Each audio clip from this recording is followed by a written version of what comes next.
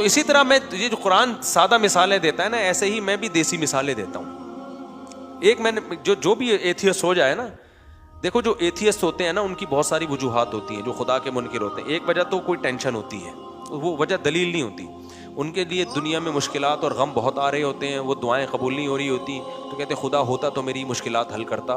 वो इस बेस पे खुदा का इनकार। ऐसे भी बहुत से लोग हैं दुनिया में। एक जर्मन से खातून आई, मुल्हिद थी, एथियस्ट थी, हमारे दोस्त में लाने के लिए लेकर आए। कमाल की बात है, उसको दुपट्टा पहना दिया अंग्रेज़ औरत को। मुफ्ती साहब से मिलने जा रही, दुपट्टा पहनो, बड़ी तमीज़ से ना दुपट्टे पहन के। अंग्रेज़ औरतें दुपट्टे में अजीब सी लग रही है, लग रहा तो मजाक कर रही है हमारे साथ, क्योंकि उनके दुपट्टे 100 साल पहले उतर चुके हैं।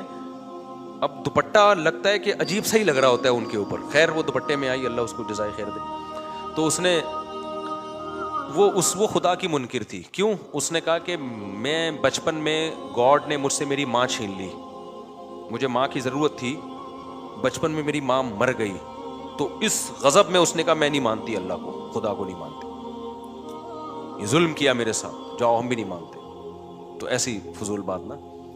खैर उसको तो जो मैंने जवाब देना था दे दिया। लेकिन ये भी होता है हमारे यहाँ, बहुत से लोग जब उनके मसाइल पूरे नहीं होते, तमन्नाएं पूरी नहीं होती, आरजुएं पूरी नहीं होती, कहते कहाँ है अल्लाह, मेरी तो शादी वहाँ हो नहीं रही जहाँ मैं चाह रहा था। ये है, इन बेसिस पे बहुत से लोगों ने खुदा का इनकार किया।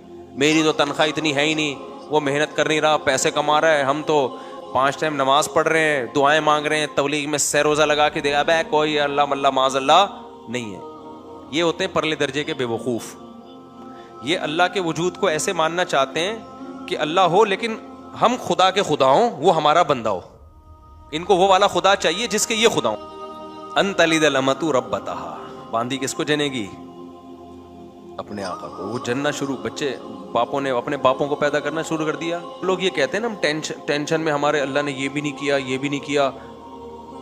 तो अल्लाह कहते हैं ऐसे अल्लाह को मानने का फायदा, वो अल्लाह का इनकार कर देते हैं इस बेस पे, यार अल्लाह हमारे काम तो बना नहीं रहा, जहां मैं शादी करना चाह रहा हूं वहां शादी नहीं हो रही, और जहां मैं पैसे इतने कमाना चाह रहा हूं जॉब नहीं मिल रही, गुर्बत महंगाई में खर्चे पूरे नहीं हो रहे, तो दुआएं मांग के देख ली, दुआएं पूरी नहीं हो रही, तो मैं नहीं मानता है माज अल्लाह ऐसे अल्लाह को। इस तरह के बहुत लोग हैं।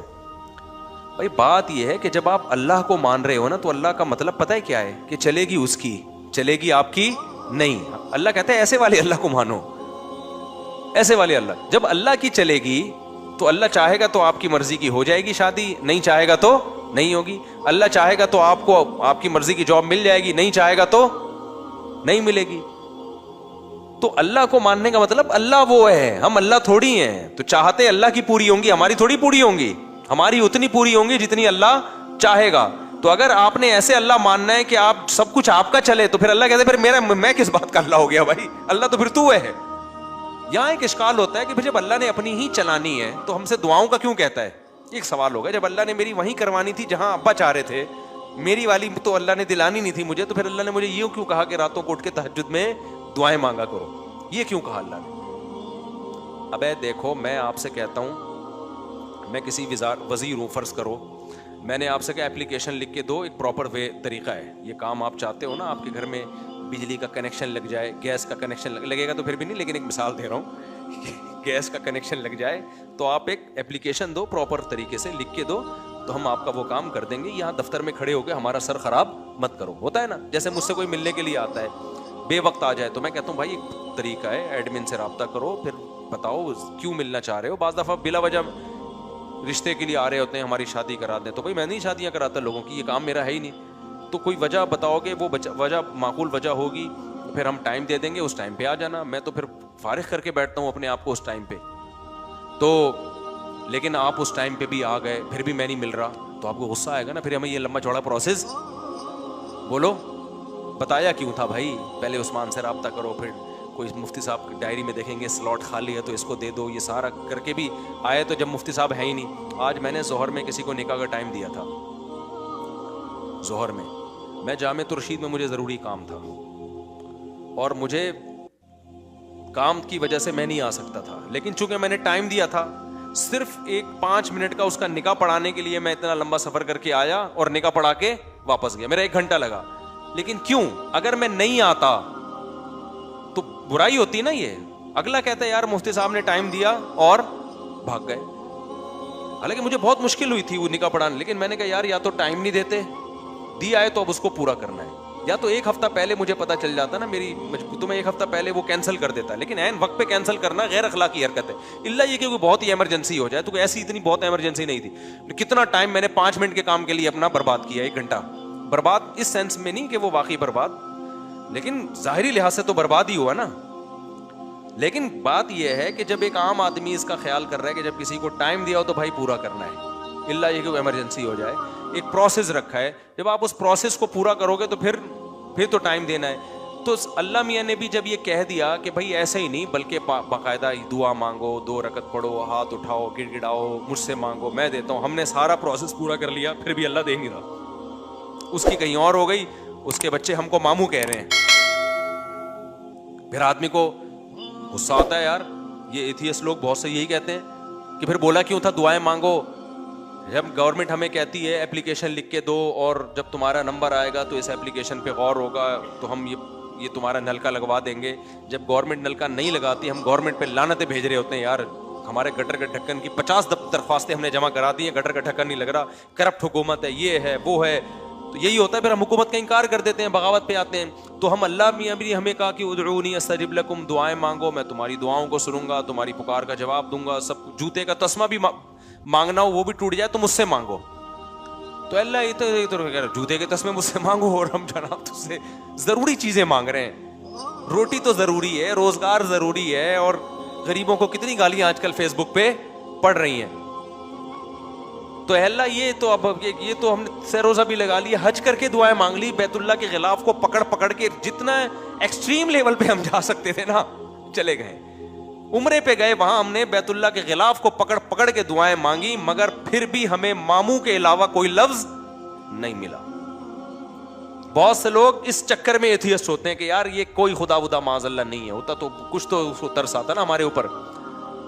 तो ये एक इश्काल होता है। पहला जवाब तो मैंने दिया है, पहला जो जवाब है ना कि आप अल्लाह को अल्लाह नहीं मान रहे, आप अल्लाह के अल्लाह बनने की कोशिश कर रहे हो, इस इश्काल का जवाब तो हो गया। लेकिन दूसरा इश्काल होता है ये अल्लाह ही के कहने पे तो हम कर रहे हैं। खूब समझ लो, अल्लाह ने जो कहा है ना कि मुझसे दुआएं मांगो तो मैं तुम्हारी हाजात को पूरा करूंगा, तो दुनिया में तो जब हम किसी को कहते हैं ना कि मैं हाजात को पूरा करूंगा, तो ईमान बिल गैब वाला मामला नहीं होता ना, सामने वाले पर लाजिम है कि हम पर ईमान लेकर आए, लिहाजा हम उसकी हाजत पूरा ना करें तो काबिले मलामत हैं। लेकिन अल्लाह का जहां तक मामला है, अल्लाह हाजात पूरी करता है, लेकिन अल्लाह ने ये कहा है कि मैं इस तरीके से करूंगा जैसे मेरी समझ में आएगा, तुम्हारी राय के मुताबिक नहीं करूंगा, इसलिए कि मैंने अपने आप को गैब के पर्दों में रखना है। अगर मैंने ऐसे दुआएं कबूल करना शुरू कर दी, तुमने ये मांगा मैंने ये दे दिया, तो जो एथियस्ट है सारे ईमान ले आएंगे मेरे ऊपर, मामला गैब पे थोड़ी रहेगा, फिर तो मुशाहिदे पर हो जाएगा। समझ में आ रही है बात कि नहीं आ रही? गैब का मामला थोड़ी रहेगा, फिर तो दुनिया में कोई काफिर नहीं रहेगा, कोई नाफरमान नहीं रहेगा, कोई मुर्तद नहीं होगा, सारे कहेंगे इधर दुआ, और फिर दुआएं भी तो क्या क्या होंगी। फिर ये दुआ थोड़ी मांगेगा अल्लाह ये दिला दे, अल्लाह इस जैसी 4 दिला दे क्या है?